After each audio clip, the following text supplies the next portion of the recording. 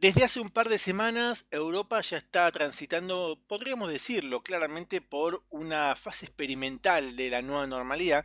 Y digo experimental porque hay ajustes, hay idas, vueltas, turismo que empieza a circular por la zona Schengen y países como por ejemplo Gran Bretaña, que ahora no está en la zona Schengen y que le pide a sus nacionales que cuando vuelvan, por ejemplo, de España, hagan una cuarentena. Y todo esto también de alguna forma tiene un correlato en la economía de los distintos países. Voy a saludar a un amigo, un colega que está residiendo allí en España, Carlos Borrego. Carlos, muy buenas tardes, ¿cómo estás?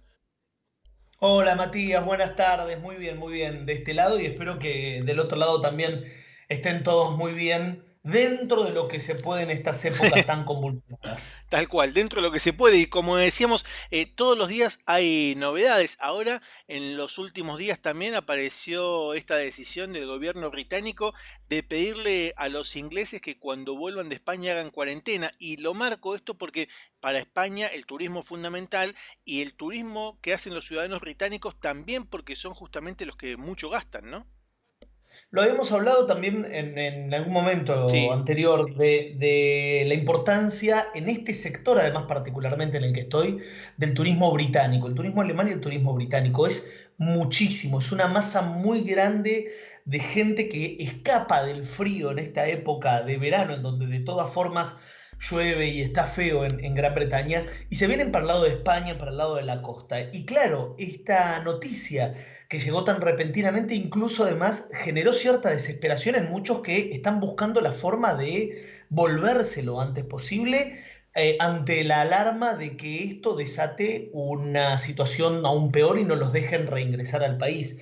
Y va a ser que, por supuesto, se genere muchísimo miedo y se retraiga muchísimo el turismo. Que hay que decir además que en este último tiempo, sobre todo en este último mes, había repuntado muchísimo.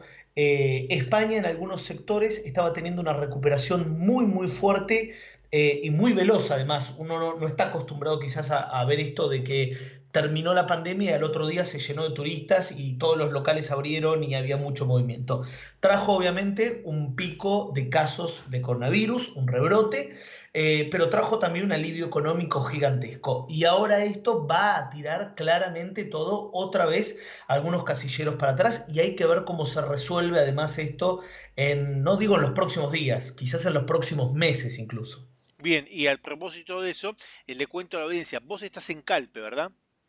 Sí, yo estoy en Calpe, en la provincia de Alicante, en la Comunidad Valenciana. Es una localidad de unas 30.000, 40.000 personas que en un buen verano llega a tener 300.000, 400.000 personas. Así que hay muchísima diferencia y todo eso es turismo. Una cantidad impresionante de gente que viene a visitar desde otros países esta ciudad y toda la región de la Costa Blanca y del Mediterráneo. Como vos decís, la población estable de la localidad crece de 10 a 12 veces más de lo que es justamente a través del turismo en ese periodo. Pasa abruptamente a tener una fuerte preponderancia justamente los visitantes. Mar del Plata, nuestra ciudad, una ciudad turística también, crece 4 veces en cuanto a lo que tiene que ver la temporada, la cantidad estable de turistas que llegan a Mar del Plata contra los visitantes. ¿Cómo es el habitante promedio de la región de Calpe con respecto al turismo? Viste que aquí siempre decimos hay que tratar bien al turista y muchas veces el marplatense no lo hace. ¿Cómo es allá? Acá hay por lo general un trato muy bueno. Hay que decir también que en términos generales, por ejemplo, me ha pasado con trámites estatales, en donde en términos generales me he encontrado con un muy buen trato que llegó a sorprenderme más de una vez. Entonces, lo primero es decir que en términos generales hay un buen trato entre las personas, pero además en el punto del turismo también se hace muchísimo hincapié en eso, de tratar muy bien al turista, de tenerle cariño y de tenerle paciencia. Hay también una diferencia muy grande con lo que puede ocurrir en Mar del Plata que tiene que ver con los idiomas. Entonces, la paciencia se multiplica cuando llega gente de Rusia o de China, que también son muchos los que vienen, y uno tiene que tratar de entender, tratar de explicar, buscar la manera de llegar a un punto de acuerdo. Pero realmente se los trata muy bien.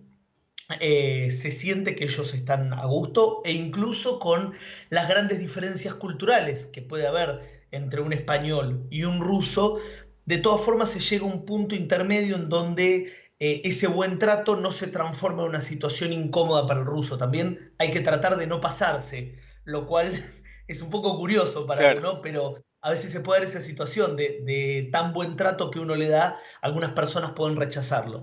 Entonces se busca un equilibrio, pero realmente es algo que se trabaja mucho. La gente que trabaja acá en hostelería generalmente son personas que dedican toda su vida a eso. Son personas que dominan varios idiomas. Se trabaja mucho también en entrenarlos, en cuidar a la gente y cuidar también al personal que trabaja ahí. Bien, Carlos, yo sé que todavía proyectar hacia el futuro, evidentemente en este contexto actual, es complejo, pero casi casi que te diría que es una aventura, ¿no? Pero en función más o menos de esta realidad, ¿cómo están pensando allí en España los habitantes que van a ser los próximos meses? O quizás más corto, ¿cómo van a ser las próximas semanas, ¿no? ¿Cuáles son las expectativas? La verdad es que esto que ocurrió con Gran Bretaña fue un revés importantísimo y hay que ver cómo se reacciona en función de eso. Poniendo un punto y aparte ese tema, haciendo de cuenta que no ocurrió, como para más o menos tener en mente las últimas cosas que he charlado con la gente de acá, la idea era que el mes próximo el turismo se asemeje bastante a una temporada regular de las que ellos tenían todos los años. Ajá, Muchísima es la gente que había venido y la actividad comercial es realmente importante, muy importante, y eso se puede ver en todas las localidades de la zona. Yo estoy trabajando en Javia, que está a unos 40-45 minutos, y en el recorrido cruzo como 5 pueblos, claro. y uno realmente nota la diferencia en todas las localidades de la cantidad de gente que hay, y al cruzar, al hacer ruta, uno también se da cuenta del tipo de vehículos. Ujú. Los alemanes vienen mucho en Mercedes-Benz y en Porsche hay mucho auto de lujo, mucho auto muy, muy caro, que en realidad no es propio de la zona, sino que esos son turistas con muchísimo dinero que vienen a vacacionar acá. Y en eso estaba puesta toda la esperanza para el próximo mes o el próximo par de meses, en ese repunte turístico que iba a volver a traer algo de estabilidad en la economía de la región. ¿Qué pasa con el esparcimiento nocturno, que por estos días también ha sido foco justamente de las críticas en muchos poblados, en muchas comunidades autónomas con respecto a que se los indica como los focos donde rebrotó justamente el coronavirus? ¿Allí cómo está? Los comentarios que he tenido son de personas que han ido a algún local así y han dicho que les daba un poco de miedo realmente porque la situación estaba completamente fuera de control. En este sector en particular hay muy poca actividad nocturna de ese tipo porque es un lugar de gente más bien mayor, entonces hay mucho restaurante, mucha oferta gastronómica, pero no tantos locales bailables. Pero sí es cierto que la situación en los locales bailables se sabe que se escapa completamente de control. Tratan de restringir lo más posible la habilitación de ese tipo de comercios. Uno se da cuenta que abrieron restaurantes, abrieron bares, pero los locales bailables siguen todavía cerrados y los que abren tratan de que entre la menor cantidad de gente posible, de evitar las muchedumbres. Pero es una situación que claramente va a tener que volver hacia atrás, también porque en la zona y en España en general ha habido rebrotes muy importantes y todos saben que se abrió, se quiere aprovechar el turismo y en cuanto el turismo pase un poquitito, seguramente se va a retrotraer la situación, se va a volver de fase y van a tratar de calmar un poquitito estas situaciones, como por ejemplo los locales bailables, que son focos importantes para la enfermedad. Bueno, había escuchado justamente eso con respecto a la posibilidad de que volviera después de agosto justamente la situación a retrotraerse, y creo que con esto que nos estás contando casi casi que se confirma, por lo menos es lo mismo que ha llegado como información aquí en la Argentina, y en este caso vos la estás comentando de primera mano, así que debe ser más o menos por ahí, ¿no? Sí, de hecho, por ejemplo, tenemos amigos en Bilbao en donde nos contaban que muchas actividades, como por ejemplo la playa, solamente se pueden quitar la mascarilla, el barbijo para ir al mar. Mm, En la playa obligadamente tienen que estar con el barbijo puesto. Esas son cosas que todavía acá no se viven, porque estas son zonas mucho más turísticas, pero que seguramente en cuanto la temporada turística empiece a aflojar, se van a empezar a dar esas situaciones y esas restricciones un poquito más notorias. Si bien incluso ahora la playa tiene restricciones bastante fuertes en donde no se puede utilizar el corredor entre el mar y 6 metros de distancia en donde puede estar la gente, por ese sector es para caminar, pero no se pueden quedar quietos, en donde se piden que en donde pisan fuera de la playa tengan el barbijo y hay mucha gente controlándolo, y en donde también dispusieron de sistemas de luces para avisar sobre la capacidad, el aforo de cada una de las playas, vinculado con aplicaciones que van diciendo en tiempo real en qué playa y en qué playa no se puede entrar, porque tratan justamente de contener esas situaciones, sabiendo que está claro que esto es algo pasajero.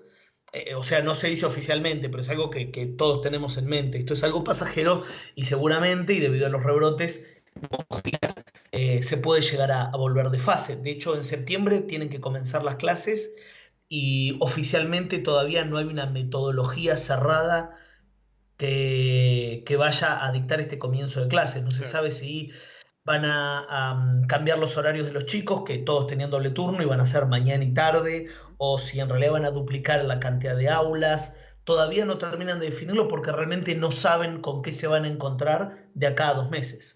Carlos, te agradecemos mucho por este contacto, te deseamos lo mejor desde acá a la distancia y como siempre, en algún momento vamos a volver a molestarte para que nos cuentes cómo está la situación allí. Que tengas unas muy buenas tardes, para vos, muy buenas noches. Molestarme para nada, me encanta, así que cuando quieras para mí es un placer.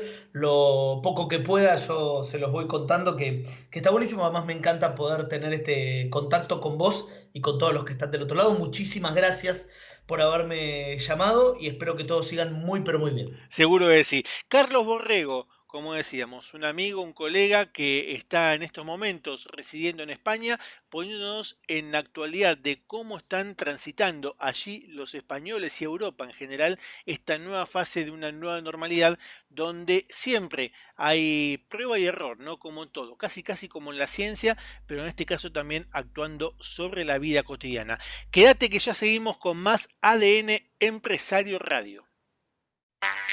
Contanos lo que pasa en tu empresa. Lanzamiento de productos, presentaciones de marcas, jornadas de capacitación empresarial, desarrollo de nuevos mercados.